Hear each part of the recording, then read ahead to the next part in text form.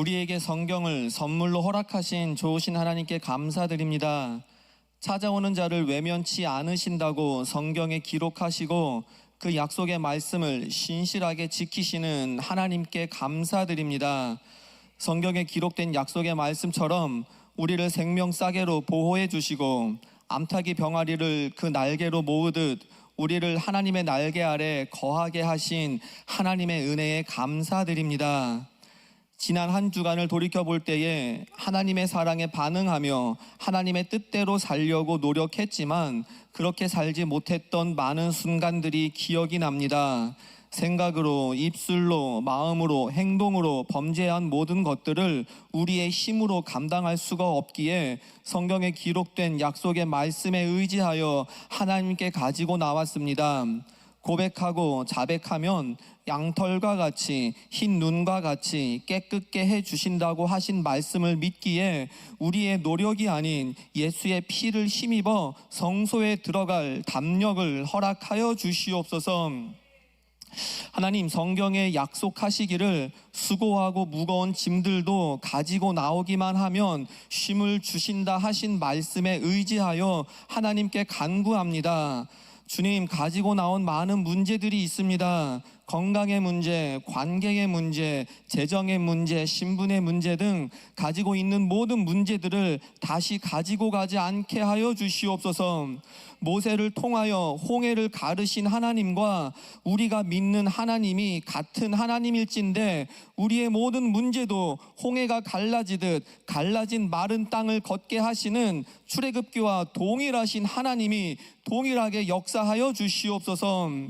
여호와의 영광은 모세의 장막에만 머무셨던 것이 아니고 솔로몬의 성전에만 계셨던 과거의 하나님이 아니라 지금 세미연 교회에도 역사하시는 동일하신 하나님이심을 믿기에 오늘 세미연 교회에서 예배 드리는 곳곳마다 하나님의 영광을 보게 하시고 느낄 수 있도록 역사하여 주시옵소서. 매번 드리는 예배 중 한 번이 아니고 2026년 8월 9일의 예배는 우리의 일생 중에서 한 번밖에는 없기에 최상의 예배를 최고의 하나님께 드림으로 하나님의 얼굴에 가득한 미소가 보여지는 천국의 모형을 맛보는 세미연 교회가 되기를 소원합니다.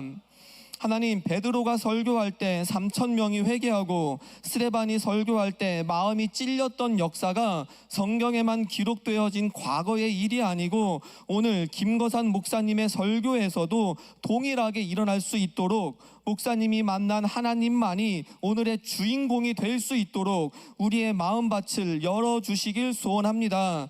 감사드리고 사랑 많으신 예수님의 이름으로 기도드립니다.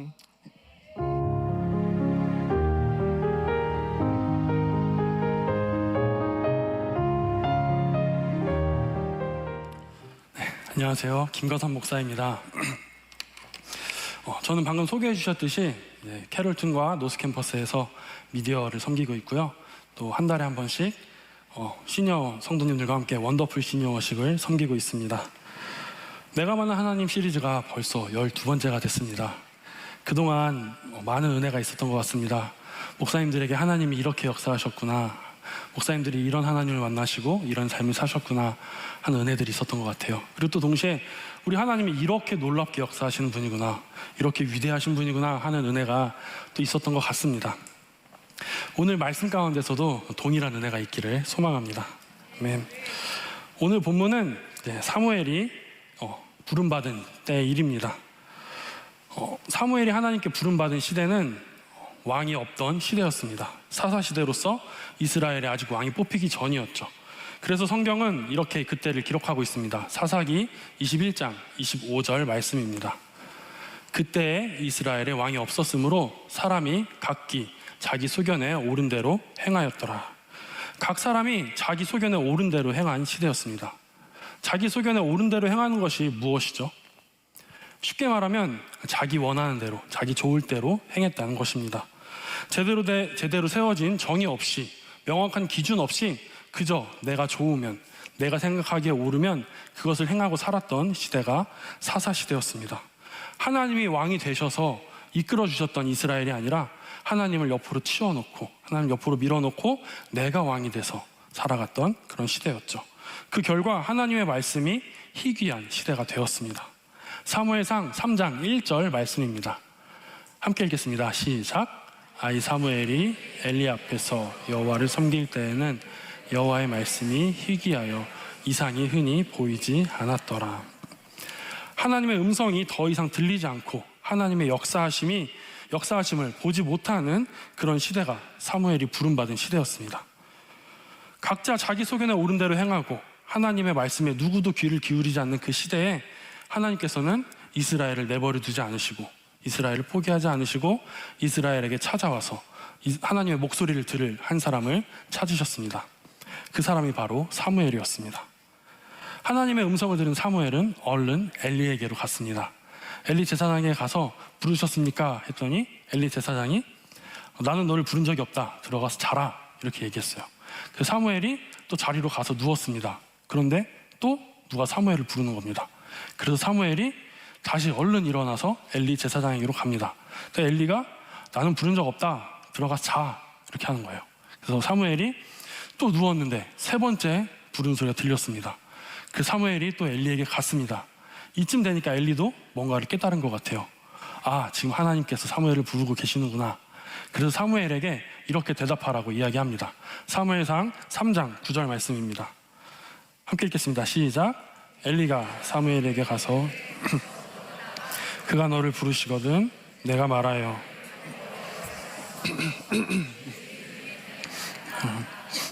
이에 사무엘이 자기 처소에 가서 누우니라. 엘리의 말대로 사무엘은 하나님께 응답했습니다. 오늘 말씀에서 하나님께서는 사무엘이 하나님을 찾기 전에 먼저 사무엘을 찾아와서 말씀해 주셨습니다. 성경을 살펴보면 하나님께서는 언제나 먼저 다가오시는 분이었습니다. 아담과 하와가 범죄하여 숨어 있을 때에도, 아브라함과 모세를 부르실 때에도 하나님은 먼저 다가오셨습니다. 우리가 감히 하나님을 찾지도 부르지도 못하고 있을 때 하나님께서는 우리에게 먼저 나타나셔서 말씀해 주셨습니다. 오늘날 우리 삶 속에서도 마찬가지입니다. 우리가 아직 예수님을 믿기 전 주님께서는 우리에게 먼저 다가오셨습니다. 가족을 통해서, 친구를 통해서, 또 길거리에서 복음을 전하는 어떤 사람을 통해서 하나님은 우리에게 다가오셨고 말씀해 주셨고 또 우리를 자녀 삼아 주셨습니다. 오늘 본문 속에서 하나님은 사무엘을 총 4번 부르셨습니다. 그중 3번의 부르심 동안은 사무엘은 하나님의 음성을 깨달을 수가 없었습니다. 그 이유에 대해서 성경은 이렇게 이야기합니다. 사무엘상 3장 7절 말씀입니다. 함께 읽겠습니다. 시작. 사무엘이 아직 여호와를 알지 못하고 여호와의 말씀도 아직 그에게 나타나지 아니한 때라. 아멘. 오늘 말씀은 사무엘이 아직 여호와를 알지 못했다고 이야기합니다. 근데 여러분, 과연 사무엘이 하나님에 대한 지식이 없었을까요? 하나님을 잘 모르고 있었을까요? 아닐 겁니다. 사무엘이 젖을 떼자마자 성전에 들어와서 함께 살았는데 하나님에 대한 것을 많이 배웠고 많은 지식이 있었을 것입니다. 그런데 성경은 사무엘이 하나님을 알지 못한다고 이야기했습니다. 왜냐하면 아는 것은 우리가 단순히 지식으로 아는 것에 그치는 것이 아니라 경험적으로 아는 것을 이야기하기 때문이죠. 많은 목사님들이 설명해 주셨죠. 경험적으로 아는 것, 야다. 그것이 필요했기 때문에 사무엘은 하나님을 아직 경험하지 못했기 때문에 하나님을 알지 못한다고 그렇게 이야기하고 있습니다. 하나님께서 우리에게 말씀하실 때 우리가 하나님을 알지 못한다면, 지식으로 아는 것이 아니라 경험적으로 우리의 삶으로 하나님을 알지 못한다면 우리는 그 하나님의 말씀을 분별할 수 없습니다. 하나님은 우리에게 꽤나 자주, 또 어쩌면은 아주 많이 이야기하고 계십니다. 기도하던 중 떠오르는 마음을 통해서 말씀하시기도 하고요. 찬양하던 중 우리에게 들어오는 그 감동으로 말씀하시기도 합니다. 또 설교 말씀을 통해서 우리에게 깨달음을 주시면서 말씀하시기도 하고요. 성경을 읽으면서 또 말씀하시기도 합니다. 또 어쩌면 다른 사람의 입을 통해서, 주변 사람들의 입을 통해서 말씀하시기도 하죠. 이 모든 것들이 우리가 삶 속에서 하나님을 경험할 수 있는 좋은 그런 일들입니다. 하지만 또 주의할 것은 그런 모든 것들이 다 하나님의 말씀은 아니라는 것입니다. 우리가 기도하다가 떠오른 생각이나 찬양하다가 그 떠오른 생각이 모두 하나님의 말씀은 아닙니다. 우리가 말씀을 읽고 깨달은 것, 또 설교 중에 깨달은 것, 찔림을 받은 것들, 또 어쩌면은 우리가 열심히 기도하고 옆 사람이 누군가가 나에게 해준 얘기가 그것이 반드시 하나님의 음성이라는 것은 아닙니다. 주님의 음성은 언제나 성경 말씀에 대비되어야 합니다. 하나님의 말씀을 읽고 그 말씀에 점검을 해보았을 때, 그 말씀을 통해 우리가 분별했을 때 그것이 진정한 하나님의 말씀으로 우리에게 다가오게 될 것입니다. 우리가 그 음성을 듣고 또 말씀으로 그 음성을 분별하고 또 하나님을 경험함으로써 하나님께 그 음성에 귀를 기울일 때 비로소 우리는 주님께 이렇게 대답할 수 있습니다. 사무엘상 3장 10절 말씀입니다. 우리 함께 노란 글씨 읽도록 하겠습니다. 시작. 말씀하옵소서, 주의 종이 듣겠나이다. 아멘. 우리가 항상 영적으로 깨어 있어서 주님의 말씀을 잘 분별하면 좋겠지만 때때로 우리는 영적으로 많이 다운될 때가 있습니다. 알게 모르게 하나님과 멀어질 때가 있습니다. 기도가 나오지 않고 설교 말씀을 들어도 이게 도대체 전혀 와닿지가 않고 성경을 읽어도 이게 나에게 아무런 의미가 되지 않는 것 같은 그런 때가 있습니다. 그런 때에도 하나님께서는 여전히 우리에게 말씀하고 계십니다. 하지만 우리는 우리의 눈과 귀가 어두워져서 그 말씀을 온전히 듣기가 어렵습니다. 우리가 하나님께 나아가는 것, 우리가 그때는 스스로 마음을 돌이켜 하나님께 나아가야 되지만 우리가 마음이 너무도 침체되어 있을 때는 그런 생각도 들지 않고 또 그런 힘이 없을 때도 있습니다. 어느새 우리의 삶에 왕이신 주님이 사라지고 나의 소견에 옳은 대로 생각하고 행동하게 됩니다. 하지만 하나님께서는 하나님과 멀어져가는 이스라엘을 내버려 두지 않으시고 사무엘을 통해 이스라엘에게 하나님의 말씀을 들려주셨던 것처럼 우리를 내버려 두지 않으십니다. 우리가 다시 바른 길로 돌아올 수 있도록 하나님께서는 우리에게 말씀하십니다. 저의 부끄러운 고백을 하나 나눠보려고 합니다. 하나님께서 저에게 정말 돌이키게 하신 일이 있었는데요. 제가 한국 모교회에서 전도사로 사역하던 때의 일입니다. 지금 생각해보면 당시에 저는 영적으로 매우 침체되어 있었습니다. 그리고 매우 교만해 있었습니다.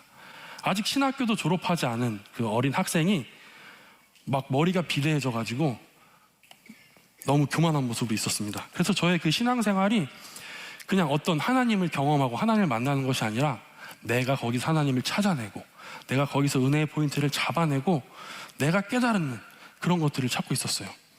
그래서 성경을 읽어도 말씀을 그냥 하나님의 말씀으로 받아들이는 것이 아니라 이곳에서 내가 어떤 새로운 영적 교훈을 찾아낼까, 어떤 포인트를 내가 찾아내서 사람들에게 얘기해 줄 수 있을까, 이런 것에 얽매였고요.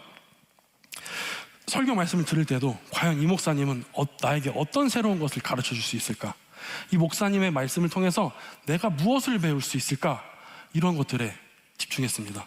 그리고 만약에 뭔가 깨닫지 못하고 아는 이야기만 하셨다 그러면 에이, 은혜가 안 되네 하는 너무도 부끄럽지만 교만한 모습이었습니다. 하나님께서 부어주시는 그런 하나님을 찾고 그 은혜로 살아가야 되는 그런 신앙생활이 저의 취향에 따라 저의 지적 만족을 위한 신앙생활로 변질되었습니다. 저의 삶 속에서는, 저의 신앙 속에서는 어느새 하나님이 빠져 있었습니다. 오직 저의 그 지식만이 가득해 있었습니다. 그래서 그러다 보니까 마음속에는 항상 불만이 가득했습니다. 이렇게 은혜가 안 되나?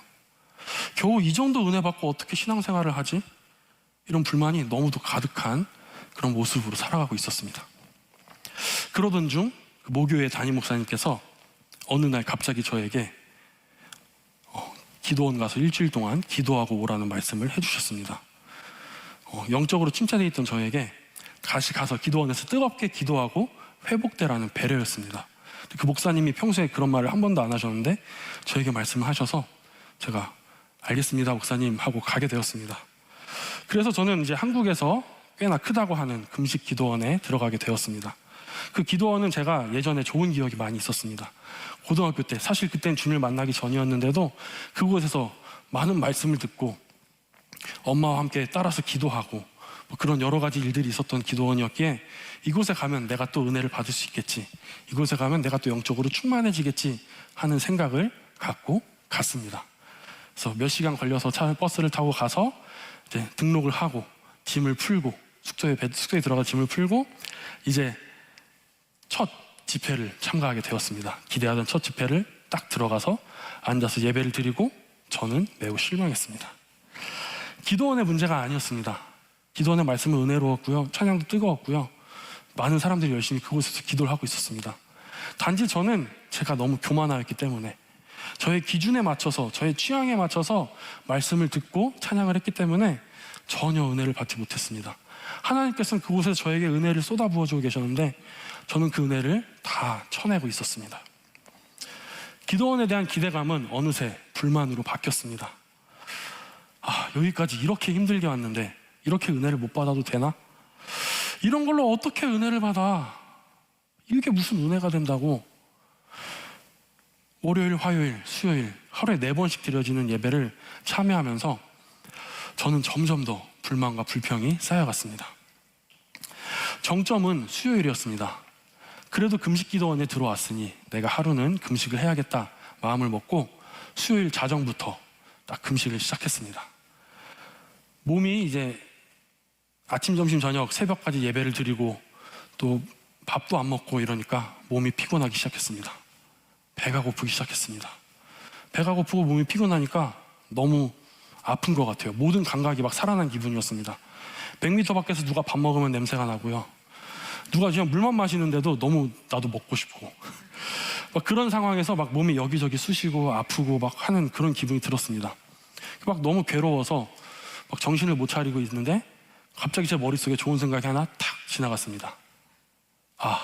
여기를 탈출하자.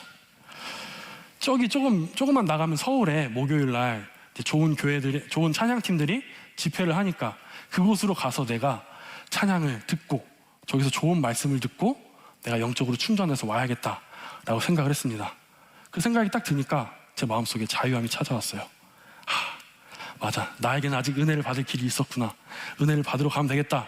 이렇게 하고서 너무도 기쁜 마음으로 이제 마음을 먹고 이제 아침에 그때 당시에 교제하던 자매에게 전화를 했습니다. 그 자매가 그때 참 이뻤는데요. 걱정하지 마세요. 그 자매는 지금 결혼해서 아들 낳고 잘 살고 있습니다. 저랑. 그래서 제가 그 자매에게 전화를 했습니다. 내가 지금 이러한 상황이고 일주일 동안 이런 어려움이 있었다. 그래서 내가 좀 나가서 좀 찬양 집회 참여해서 은혜 받고 돌아오고 싶다. 이렇게 얘기했어요. 좀 신나서. 그랬더니 그 자매가 저한테 이렇게 얘기하는 거예요. 그래도 좀 힘들어도 좀 참아보는 게 어때요? 거기서 좀 기다리는 게 어때요? 이렇게 얘기하는 거예요. 그 말을 듣는데 진짜 너무 서운했습니다. 너무 서운했어요. 아니 어떻게 나한테 이러지? 내가 힘들다고 얘기했는데, 내가 어떠한 상태인지 말했는데 왜 이해 못하고 나가지 말라 그러지? 너무 서운한 거예요. 그래서 제가 알았어, 생각해볼게 이렇게 하고 끊었어요. 그리고 조금 있다가 또 섬기던 교회 부목사님께서 또 연락이 왔습니다. 전도사님 지금 힘드신다고 들었는데 그냥 그 자리에서 한번 있어 보세요. 힘들더라도 나가지 말고 그곳에서 있어 보세요. 이렇게 하는 거예요. 그러니까 이쯤 되니까 서운하기보단 서글퍼졌어요. 나한테 다들 왜 이러지? 근데 또 두 분이 저에게 말씀을 했으니까 제가 그러면 또 기도를 해봐야겠다. 나가려고 마음을 먹었다가 이제 기도하기로 마음을 먹었습니다. 제 마음은 나가는 거예요. 나가는 걸로 정해놓고 기도하기 시작했습니다. 기도를 하면 할수록 남아있으라는 느낌이 마음이 자꾸 드는 거예요. 나가면 안 될 것 같고, 남아서 내가 견뎌야 되고 내가 참아야 되고 내가 이곳에 있어야지만 될 것 같다는 마음이 자꾸 들었어요. 그래서 제가 기도를 멈췄습니다. 더 이상 기도하면 큰일 나겠다. 그래서 제가 이제 두 번째 방법을 생각했어요. 제가 평소에 절대 다른 사람들에게 이렇게 하지 마십시오 했던 방법입니다. 여러분들도 절대 따라하시면 안 됩니다. 그것은 성경을 펴서 말씀을 읽는 거였어요. 쭉 읽다가 가라 하시면 내가 가겠습니다. 기다려라 하겠습니다. 내가 기다리겠습니다 라는 마음을 갖고 말씀을 펴서 읽으려고 했어요. 이거는 여러분 절대 하시면 안 됩니다. 성경을 그냥 나의 욕심대로 사용하는 큰 죄입니다. 그래서 그 마음을 가지고 말씀을 읽으려고 하는데 그냥 쫙 펴서 읽으면은 왠지 가라고 안 할 것 같은 거예요. 그러니까 제가 이제 어디를 읽을까 생각을 하다가 마태복음 28장 19절 말씀이 떠올랐습니다. 이게 무슨 말씀이냐면요. 한번 띄워주세요.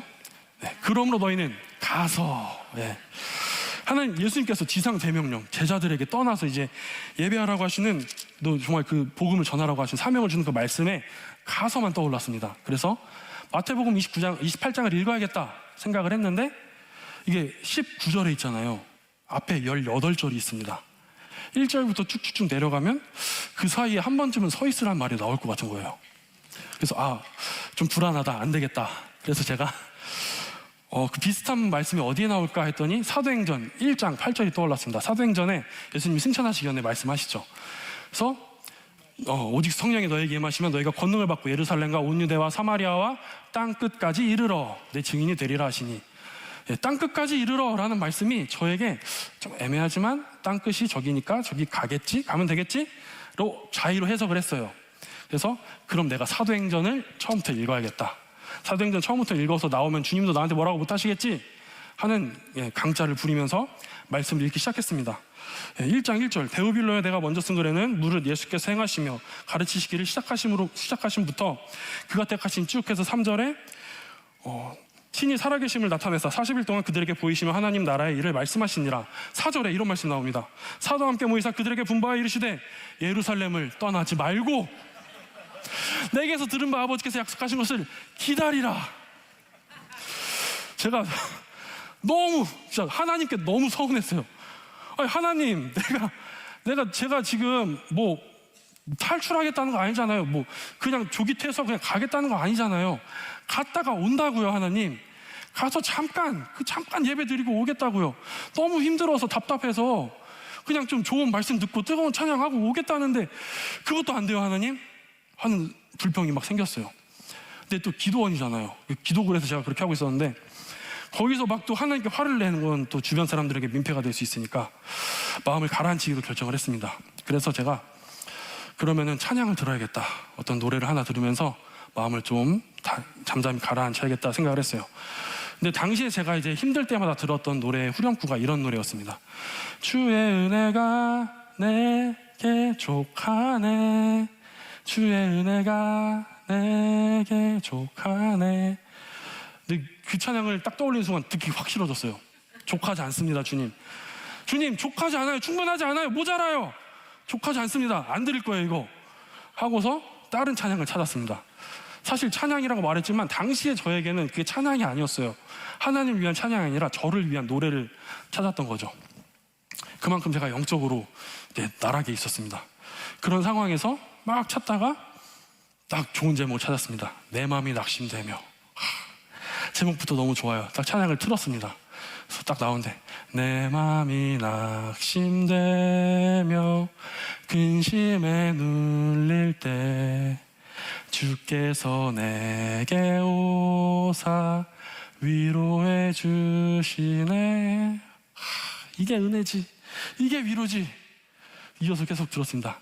가는 길 캄캄하고 괴로움 많으나 주께서 함께하며 내 짐을 지시네. 맞습니다. 주님. 다음 가사가 뭔지 아세요? 그네가 내게 족하네, 그네가 족하네. 이쯤 되니까 그냥 웃음이 나왔어요. 막 하나님을 향해 쌓여있던 분노와 불만이 그냥 뻥 터져서 사라져 버렸어요. 너무 화가 나니까 없어진 것 같아요. 그냥. 그래서 내가 이렇게까지 듣기 싫다고 한 말씀을 주님은 굳이 내 귀에다가 때려 넣으시는구나. 그러고 보니까 이 찬양의 가사가 그렇습니다. 주께서 내게 오사. 하나님 하신 말씀이 있었어요. 이미 주께서 함께하면 내 짐을 지셨어요. 그러고 말씀하시는 거죠. 그 은혜가 족하다. 그러니까 저는 그 하나님을 향한 찬양을 제가 원하는 노래로 바꿔드리려고 했습니다. 하나님의 말씀을 제가 원하는 목적대로 사용하려고 했습니다. 그런데 주님이 저에게 찾아오셔서 말씀하셨어요. 충분해. 그 은혜가 좋게. 괜찮아. 거기에 있어.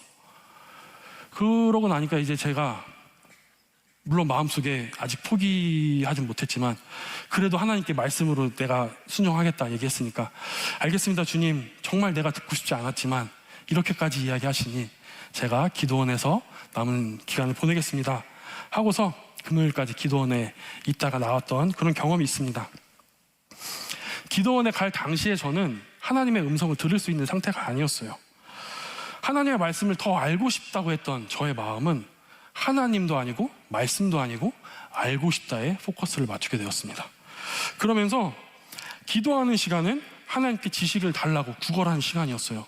하나님, 나에게 지식을 더 주세요. 성경 말씀을 더 깊이 알게 해주세요. 더 많이 알게 해주세요. 하나님이 나에게 가르쳐 주세요. 이렇게 기도를 했습니다.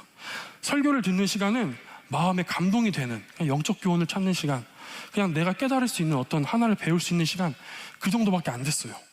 찬양은 감정적으로, 메마른 나의 감정이 풍부해질 수 있는, 그래도 마음이 좀 눈물도 조금 나고 막 하는 그런 시간으로 사용해왔습니다. 성경 말씀 읽는 시간, 이 성경은 저에게 그냥 연구 자료였어요. 그냥 그치, 여기에서 하나님이 이렇게 말씀하시고 여기서 이렇게 말씀하시고, 쭉 읽으면서 여기서는 이렇게 우리가 깨달을 수 있고 배경이 어떻고 막 이런 것만 보고 있었어요. 근데 그 와중에 하나님이 가끔 나타나세요. 이런 은혜가 익숙하신 하나님이 싹 나타나시면 제가 하나님 아니까 옆으로 놓고 또 막 저에게 자극을 줄 새로운 것들만 찾아다녔습니다. 저는 그리스도인으로서 신앙생활을 하고 사역을 하고 있다고 생각을 했습니다. 열심히 사역을 했어요. 열심히 말씀을 읽고 기도를 했어요. 찬양도 열심히 했어요. 근데 저의 삶에는 하나님이 없었습니다. 어느새 하나님은 저리로 밀어놓고 저는 항상 새로운 것만, 저의 욕심만 찾아내고 있었죠. 하나님이 저의 삶에 개입하려 하실 때마다 하나님을 밀어냈습니다. 그리고 은혜가 부족하다면서, 왜 나에게 은혜가 없는 거야? 왜 나에게 더 깨달음이 없는 거야? 하면서 불만을 갖고 살아가고 있었습니다. 그랬던 저를, 말씀하시는데도 귀를 막고 하나님을 밀어냈던 저를 주님은 내버려 두지 않으시고 기도원으로 보내셨습니다. 그리고 그곳에서 저에게 말씀하셨어요. 거사나, 그걸로 충분해. 내 은혜는 너에게 지금도 충분히 있어. 영적으로 나락에 떨어져 있던 저에게 하나님은 구원의 손길을 내밀어 주셨습니다. 하나님이 나에게 말씀하시지 않는다고 하나님을 밀어내고 하나님과 멀어지고 있던, 정말 알지도 못하는 사이에 하나님을 외면하고 있던 저에게 하나님은 찾아오셔서 말씀해 주셨습니다. 우리의 삶도 이럴 때가 있습니다. 우리의 삶 가운데도 하나님의 말씀이 들리지 않을 때가 있어요. 나는 열심히 하나님을 위해 사역하고 있다고 생각을 했는데 나의 마음은 어느새 하나님과 멀어질 때가 있습니다. 나도 알지 못하는 사이에 내가 하나님을 바라보지 않고 의지하지 않고 있을 때가 있어요. 그럴 때 주님께서 와서 강하게 말씀해 주십니다. 여러분을 찾아오셔서 여러분에게 강하게 말씀하세요. 나를 봐. 네가 지금 바라보고 있는 것 잘못된 거야. 나를 봐. 꼭 나를 보고 나에게 은혜를 받아. 나와 함께 하자. 말씀을 하십니다. 그럴 때 우리는 그 음성에 귀를 기울이셨으면 좋겠어요. 그리고 그 음성에 이렇게 고백하셨으면 좋겠습니다. 사무엘상 3장 10절 말씀, 우리 노란 글씨 함께 큰 목소리로 읽겠습니다. 시작. 말씀하옵소서, 주의 종이 듣겠나이다. 아멘. 주의 말씀을 듣겠다는 고백은 단순히 귀를 기울이는 것을 넘어서 순종하겠다는 고백입니다. 오늘 사무엘이 이렇게 하나님께 대답을 하고 나서 그 뒤에 이제 하나님께서 사무엘에게 처음으로 하신 말씀은 무서운 말씀이다. 그리고 엘리 가문에 저주가 임할 것이다 라는 말씀이었어요. 자기를 가르쳐주고 키워준 이스라엘의 사사이자 제사장인 그 엘리 가문이 멸망할 것이다 라는 메시지를 사무엘에게 주셨습니다. 사무엘이 그 음성을 듣고 그 말을 엘리에게 하기 두려웠습니다. 너무 두려워했어요. 근데 엘리가 다음날 사무엘에게 어제 하나님이 뭐라고 하시디? 이렇게 물어보는 거예요. 사무엘이 두려웠지만 또 그 말씀을 그대로 다 전했다고 합니다. 사무엘상 3장 18절 말씀입니다. 함께 읽겠습니다. 시작.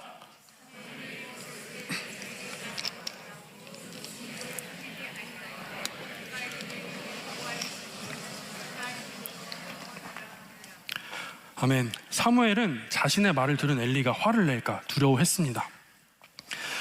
하지만 하나님의 말씀을 그대로 전달했습니다. 그것이 사무엘의 순종이었습니다. 하나님께서는 우리에게 말씀하실 때가 있습니다. 그때 우리는 그 말씀에 순종해야 됩니다. 때로는 순종이 어려울 수 있어요. 이 말씀에 순종하면 내 삶이 망할 것 같을 때가 있습니다. 내가 하던 사업이, 내가 하던 공부가, 내가 막 맺고 있던 관계가 다 깨어져서 없어져 버릴 것 같은 두려움이 있을 때가 있어요. 또 어떨 때는 이 말씀에 순종을 하면 내가 죽을 것 같은 그런 마음이 들 때가 있습니다. 내 자아가 죽고 내 마음이 죽고 내 육신이 정말 죽을 수도 있겠다 하는 그런 마음이 들 정도로 순종이 어려울 때가 있습니다. 하지만 여러분, 그래도 순종하셔야 됩니다. 아멘. 왜냐고요? 어차피 한번 죽을 거 순종하고 죽는 게 낫지 않겠어요? 불순종하고 죽는 것보다야 순종하고 죽는 게 낫겠죠. 농담이고요. 우리가 그런 어려운 마음, 자아가 죽을 것 같은, 나의 삶이 완전히 망할 것 같은 그런 어려움 가운데에서도 우리가 하나님께 순종하고 나아간다면 하나님께서는 우리에게 더 큰 은혜를, 놀라우신 하나님을 보여주실 것이기 때문에 우리는 하나님께 순종해야 됩니다. 사무엘이 두려움을 이기고 말씀에 순종한 그 다음 말씀입니다. 사무엘상 3장 19절 말씀입니다. 함께 읽겠습니다. 시작. 사무엘이 자라매 여호와께서 그와 함께 계셔서 그의 말이 하나도 땅에 떨어지지 않게 하시니. 아멘. 하나님께서는 순종하는 사람을 외면하지 않으십니다. 아멘. 영적인 침체로 인해 또 혹은 어떤 다른 이유로 인해 하나님께 나아갈 힘이 없는 분들이 있을 수 있습니다. 하나님의 음성이 들리지 않을 수도 있어요. 하나님께서 내 삶에 침묵하고 계시는 것 같은, 나는 하나님을 찾고 있는데, 난 하나님께 나아가고 싶은데 하나님이 내 삶에 침묵하고 있는 것 같고, 내가 하나님께 나아갈 힘이 없어서 나아가지 못하고 있는 그런 삶을 우리가 그런 때가 있습니다. 빠져나가려고 이 침체에서 빠져나가 보려고 발버둥 쳐보지만 점점 더 깊은 곳으로 빠져나가는 그런 무력감이 우리를 짓누를 때가 있습니다. 내가 할 수 있는 최선의 노력을 다해보지만 오히려 내가 최선을 다할수록 상황이 더 악화되어지는, 더 나빠지는 그러한 순간들도 있습니다. 혹시 그런 상황 가운데 계시다면, 아니면 혹시 내가 살아가면서 그런 상황을 맞을 것 같다, 내 삶에 그런 상황이 한 번쯤 찾아올 수도 있겠다 하시는 분들이 계시다면 이거 한 가지를 꼭 기억해 주세요. 이거 딱 하나만 하면 됩니다. 뭐냐면요, 주님께 도와달라고 말하세요. 어려우시겠지만 그런 상황 가운데 있으신 분들은 정말 그 주님 앞에 나아가서 그 두 손 모으는 시간이, 그 힘이 없으시겠지만 두 손을 모아서 기도하세요. 많은 말 하실 필요 없어요. 전능하신 하나님, 온 우주의 주제이시고 창조주이신 하나님, 이런 거 다 필요 없습니다. 그냥 주님께 한마디 하세요. 주님 도와주세요. 그렇게 말씀하시면 주님은 결코 우리의 소리를 외면하지 않으실 것입니다. 우리에게 열심히 말씀하고 계신 하나님, 우리 보고 우리가 들으라고 열심히 말씀하고 계신 그 하나님은 우리가 듣기를 원하시는 것만큼 우리의 소리를 듣기 원하시는 분이세요. 그렇기 때문에 우리가 주님께 말할 때 주님은 그 소리를 결코 외면하지 않으십니다. 예레미야 33장 3절 말씀에 이런 말씀이 있습니다. 함께 읽겠습니다. 시작. 너는 내게 부르짖으라. 내가 너에게 응답하겠고 내가 알지 못하는 크고 은밀한 일을 너에게 보이리라. 아멘. 하나님은 반드시 응답하십니다. 제 마음속에는 두려움이라고 해야 할까요? 거짓말이라고 해야 할까요? 그런 것이 하나 있었습니다. 그게 뭐냐면요, 내가 죄를 지으면, 내가 정말 더러운 사람이 되면 하나님이 나를 미워하시고 하나님이 나를 도와주시지 않을 거다 하는 그런 두려움이 있었어요. 그래서 저는 이 말씀이 참 두려웠습니다. 사무엘상 16장 7절 말씀입니다. 우리 함께 한 목소리로 읽어보겠습니다. 시작.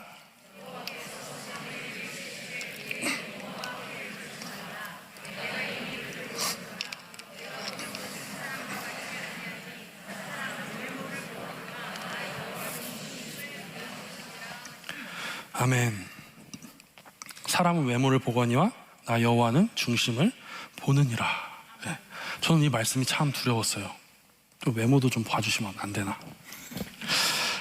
뭐 제가 별로 잘생겼다는 얘기 아니고요. 저는 이제 모태신앙으로서 착한 아이로서 자라면서 많은 사람들에게 착하다는 평가를 많이 들었어요. 교회에서 자라면서 거사님 참 착하네, 어떻게 말도 잘 듣고 어떻게 열심히 신앙생활을 하지, 이런 얘기도 들었고요. 뭐 주변의 사람들도 거사님은 좀 착한 것 같아, 그래도 싫은 소리 안 하고 잘하는 것 같아, 이런 얘기를 많이 들었어요. 그런 말을 들으면 제가 어떤 생각을 했을까요? 아닌데, 내가 그렇게 착하진 않은데 이 사람들이 아직 날 잘 모르네, 이 사람들이 나에게 좀 속고 있구나, 이런 생각이 들었어요. 근데 이제 그런 마음이 계속 들면서 제 마음속에는 스스로에 대한 어떤 혐오감이라고 해야 될까요? 그런 것들이 계속 자라났습니다. 사람들은 나를 착하다고 하지만 내가 인식하고 있는 나는 전혀 선하지 않았기 때문에 점점 더 그런 저를 싫어하는 그런 마음들이 생겼어요. 겉모습은 포장할 수 있습니다. 착한 모습으로 살아갈 수 있어요. 착한 마음을 품고 착하게 살아갈 수도 있습니다. 사람들에게 정말 선한 마음으로 말을 할 수 있어요. 그리고 사람들에게 선한 태도를 보여줄 수 있습니다. 괜찮습니다. 할 수 있습니다. 제가 할게요. 걱정 마세요. 그럴 수도 있죠. 이러면서 나아갈 수 있어요. 그런데 정말 제 생각까지는 제가 어떻게 조금 누를 수 있다고 해도 그 마음의 중심, 이 속에 있는 이 죄는, 저의 그 이기심은, 그 악한 마음은 제가 도저히 어떻게 할 수가 없었어요. 이 죄는 내가 컨트롤할 수가 없고 내가 착한 마음으로 착한 생각으로 살아간다고 하지만 어느새 이 죄가 혼자 있을 때는 뚫고 나옵니다. 그러면서 막 불만을 생각하고 싫었던 것들을 생각하고 막 여러 가지 막 저를 죄 가운데로 끌고 갑니다. 이런 마음이 계속 저 마음 가운데 있으니까 저는 정말 주님이 제 중심을 보는 것이 너무 두려웠습니다. 주님이 제 중심을 보시고 저를 싫어할까봐, 저를 미워할까봐, 저를 내치실까봐 그것이 너무 두려웠습니다. 물론 주님이 그런 분이 아니시라는 것은 잘 알고 있었습니다. 신학교도 다녔고요, 말씀도 읽었고요, 설교도 들었고요, 다른 사람들에게 들어서 배웠어요. 저도 다른 사람들에게 그렇게 얘기했어요. 막 누가 저에게 내가 정말 너무 죄인이라 하나님께 나가기 부끄러워, 부담스러워 그러면 괜찮아, 하나님은 너의 그 죄를 다 용서하셨어, 하나님은 너를 사랑하셔, 그러니까 걱정하지 말고 하나님께 나가 라고 이야기하면서 저는 근데 나는 안 받아주실 것 같아 라고 생각을 하신 거죠. 저는 분명 머릿속으로 알았습니다. 진짜 그거는 누가 말해도 의심하지 않고 이건 맞아 라고 100이면 100번 다 쓸 수 있을 만큼 확신하고 있었어요. 그런데 제 마음은 하나님을 그만큼 신뢰하지 못하고 있었습니다. 죄로 가득해서 주님께 나아가길 두려워했던 저에게 주님은 또 저희 아들을 통해서 말씀해 주셨습니다. 저에게는 아들이 2명이 있습니다. 첫째는 이름이 산하고 둘째는 이강입니다. 이 일은 이제 이강이와 있었던 일인데요. 이제 올해 초에 이제 교회에서 사역을 준비하면서 이제 점심시간이 돼서 이강이에게 밥을 먹이려고 식사를 막 준비했습니다. 이제 시니어십 끝나고 나서 식사를 이강이 먹을 거 챙겨서 갔는데 애가 안 보이는 거예요. 그래서 제가 메인 로비로 막 갔습니다. 갔는데 메인 로비에 없어요. 그래서 2층 오피스 제가 쓰는 그 책상으로 갔습니다. 갔는데 거기에도 없어요. 그래서 메인 로비로 쓱 나가봤더니 여기도 없습니다. 그래서 제가 이제 팀키드 앞에 풀밭 있잖아요. 거기서 아이들이 많이 노니까 또 막 갔습니다. 가서 봤더니 거기도 없어요. 혹시 체육관에 있나? 체육관에 갔는데 없습니다. 그래서 쭉 보다가 실내 놀이터가 열려있네, 저기서 놀고 있나 보다. 그리고 실내 놀이터로 갔어요. 그래서 이강아 부르는데 없어요. 얘가 어디 갔지? 이러고 있는데 어떤 목사님이 저에게 이강이 아까 보니까 화장실로 가더라고요 이렇게 얘기하시는 거예요. 그래서 제가 얼른 화장실로 갔습니다. 화장실로 가서 김이강 여기서 뭐해? 하는데 이강이가 저를 딱 보자마자 이렇게 얘기했습니다. 아빠 어떡해. 저희 아들을 아시는 분들은 아시겠지만 저희 이강이는 저에게 아빠 어떡해 라고 말할 아이가 아니에요. 저희 아이는 물건을 망가뜨리고 엄마 아빠에게 엄청나게 혼나도 막 뛰어놀다가 넘어져서 다쳐도 여기 멍이 들고 피가 나도 5분이면 행복해집니다. 금세 또 즐거운 것을 찾아요. 혼났던 그 어려웠던 마음을 싹 잊고 또 즐겁게 살아가는 그런 아이입니다. 근데 그 아이가 저에게 갑자기 아빠 어떡해 이렇게 이야기하니까 제가 깜짝 놀란 거죠. 이게 무슨 일이지? 이렇게 하고 이강에게 막 갔습니다. 이강에게 가서 무슨 일이야? 이렇게 하면서 막 상황을 들었어요. 상황을 봤더니 이제 이강이가 화장실이 급했던 거예요. 화장실이 급해서 이제 혼자 이렇게 화장실을 보러 갔는데 이제 뭐가 잘 안 됐나 봐요. 그래갖고 화장실 중간에서 실수를 하게 됩니다. 실수를 하고 나니까 이제 얘가 봤는데 좀 상태가 이상하잖아요, 주변이. 그러니까 자기가 이걸 처리하기 위해서 이제 어떻게 자기 나름대로 수습을 시도한 거예요. 이렇게 주워서 이렇게 버리려고도 해보고 이렇게 막 했는데 안 되잖아요. 그러니까 뭐 하다가 자기 옷에도 묻고 손에도 묻고 벽에도 묻고 막 한 거예요. 그러니까 점점 더 상황이 악화되는 거예요. 그래서 막 이제 애가 패닉에 빠져 있는데 아빠가 이강아 뭐해? 이렇게 하니까 보자마자 아빠 어떡해? 이렇게 한 거예요. 제가 이강이를 딱 보고 가서 이강이에게 첫 마디를 했습니다. 뭐라고 했을까요? 아이 더러워, 냄새나. 너 가서 씻고 와. 뭐 하는 거야? 왜 이랬어? 빨리 나가. 이렇게 하지 않았죠. 예, 말씀해 주셨듯이 괜찮아 라고 말했습니다. 괜찮아, 이강아 괜찮아. 아빠가 잘 할 테니까 걱정하지 마. 괜찮아. 이렇게 하고서 아이를 붙잡고 이제 엄마에게 전화를 했어요. 그래서 지금 아이가 깨끗한 옷이 필요하고 좀 씻고 와야 될 것 같으니까 와서 좀 애를 씻겨주세요. 이렇게 이야기를 하고 아이를 이제 엄마 품에 보냈습니다. 네. 이강이한테 이 얘기 사용하는 거 허락 받았으니까 걱정하지 마세요. 네. 그래서 아이를 이렇게 보냈고요. 이렇게 보내서 이제 제가 남은 데를 이제 닦기 시작했습니다. 걸레로 바닥을 닦고 이제 물티슈를 갖고 와서 벽을 막 닦고 열심히 닦았습니다. 그 누구도 이 흔적을 알아볼 수 없도록, 어떠한 냄새도 남지 않도록 닦으면서 제 마음속에 화가 치밀지 않았어요. 짜증이 나지 않았어요. 내가 얘 때문에 이런 고생을 하는구나, 얘는 왜 이것도 못 가르쳐 나를 이렇게 힘들게 하나 라는 짜증이 전혀 들지 않았습니다. 그냥 들었던 생각은 아유, 우리 아들 혼자서 고생했네, 아유, 얘 혼자 얼마나 속상했을까, 아유, 우리 아들 얼마나 혼자 처리하지도 못하는 거 무서웠을까, 이러면서 안쓰러운 마음이 들었습니다. 그렇게 닦았습니다. 그리고 나서 이제 저는 깨달았습니다. 아, 주님도 같은 마음이셨겠구나. 내가 죄 가운데서 빠져 있을 때, 내가 죄를 이기지 못하고 죄의 구렁텅이에서 헤매고 있을 때, 그러면서 주님께 나왔을 때 주님은 이런 마음이셨겠구나 하는 생각이 들었어요. 만약에 이강이가 제가 딱 찾아갔을 때 아빠 나 더러워 오지 마 저리 가 이러고 저기 딴 데가 숨었다면 제 마음이 어땠을까요? 어려웠을 겁니다. 저는 저에게 와서 도와달라고 말했던, 저에게 와서 해결해달라고 말한 이강이가 너무 고맙고 대견했습니다. 우리 주님 역시 마찬가지 마음이신 것 같아요. 우리가 이렇게 죄 가운데 빠져서 어쩔 줄 모를 때, 차마 정말 내가 이 거룩하신 주님 앞에 나아가기 너무도 부끄러운 모습일 때 우리가 나아가서 주님께 아버지 어떡해요 도와주세요 이러면 주님은 기쁜 마음으로 그래 알았다 내가 해주겠다 하실 것입니다. 지금 내 힘으로 해결이 안 되는 문제 속에 계신 분들이 계신가요? 주님께 나아가세요. 주님을 찾으세요. 주님을 부르세요. 한마디만 하세요. 아버지 어떡해요? 그럼 주님이 우리의 음성을 들으시고 도와줄 것입니다. 우리에게 부르짖으라고 말씀하신 하나님이 반드시 응답하시고 도와주실 것입니다. 여러분, 하나님께서는 지금도 우리에게 말씀하고 계십니다. 하나님을 경험하셔서 그 음성을 듣기를 바랍니다. 하나님은 여러분이 듣기를 원하십니다. 그리고 여러분이 듣게 하실 거예요. 그리고 그 음성이 들린다면 여러분들은 그 음성에 귀를 기울이시기 바랍니다. 그 음성에 귀를 기울이셨다면 그 음성에 순종하시기 바랍니다. 그 음성에 답하시기 바라요. 말씀하시옵소서 주의 종이 듣겠나이다. 우리가 이렇게 당당하게 답했으면 좋겠습니다.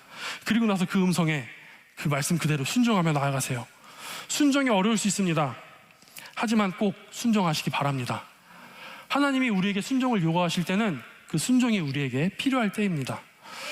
우리 어떤 새로운 결심을 해야 하던, 아니면 우리가 쥐고 있던 그 무엇을 놓아야 하던, 우리가 하나님께 순종으로 나아간다면 하나님께서는 우리에게 꼭 필요한 더 큰, 더 좋은 것들을 주실 것입니다. 아멘. 사무엘은 주님의 음성을 듣고 그 음성에 귀를 기울였습니다. 무시하지 않고 응답하였고 순종하였습니다. 주님은 우리에게도 말씀하십니다. 그리고 우리가 그 음성에 순종하기를 원하십니다. 혹시 여기 계신 분들 중에 예배에 집중하라는, 또 하나님께 더 집중하라는 그런 음성을 들으신 분들이 계신가요? 집중하시기 바랍니다. 다른 사람을 용서하라는 음성을 들으신 분 계신가요? 용서하시기 바랍니다. 하나님을 위한, 교회를 위한 봉사의 자리로 초청받으신 분이 계신가요? 봉사하시기 바랍니다. 순종하시며 이렇게 대답하기 바랍니다. 말씀하여 주시옵소서 주의 종이 듣겠나이다. 아멘. 우리 시간 다 함께 일어나셔서 찬양하시겠습니다. 이 시간 함께 찬양하실 때 주님, 내가 그 주님의 말씀을 듣겠습니다. 주님 나에게 말씀하여 주세요. 주님이 뭐라고 말씀하시든 내가 그 음성을 듣고 그 음성에 순종하겠습니다. 주님 말씀하시면 내가 듣겠습니다. 주의 종이 듣겠습니다 라고 고백하며 나아가겠습니다. 고백하면서 하나님의 음성을 구하며 우리 함께 찬양하시겠습니다. 하나님 감사합니다. 죄인인 우리를 사랑하시고 불러주셔서 주님의 말씀을 듣게 하시니 감사합니다. 주님, 혹 여기에 주님의 말씀을 듣지 못한 이들이 있습니까? 영적으로 아니면 삶이 너무도 힘들어서 그 음성에 귀를 기울이지 못한 이들이 있습니까? 주님, 그 귀를 열어주시옵소서. 그 귀를 열어주셔서 주님 말씀하여 주시옵소서. 주님, 혹 스스로의 부끄러움 때문에, 스스로의 연약함 때문에, 그 죄 때문에 차마 주님께 나아올 힘이 없는 이들이 있습니까? 주님, 그들을 위로하여 주시고 그들에게 힘을 더하여 주시옵소서. 주님, 그래서 우리 모두가 하나님의 음성을 듣게 하시고 그 음성에 귀를 기울이게 하시고 그 음성에 말씀하시옵소서, 주의 종이 듣겠나이다 라고 대답하며 순종하는 우리 모두가 될 수 있도록, 그 복을 누릴 수 있도록 주님 함께하여 주시옵소서. 이제는 우리 주 예수 그리스도의 은혜와 하나님 아버지의 무한하신 사랑하심과 성령님의 감화 감동 교통하심이 오늘 이 자리에 모인 주님의 음성에 귀를 기울이고 그 음성에 순종하기를 다짐하는 주의 백성들 머리머리 위에 이제로부터 영원까지 함께 있기를 간절히 축원하옵나이다. 아멘.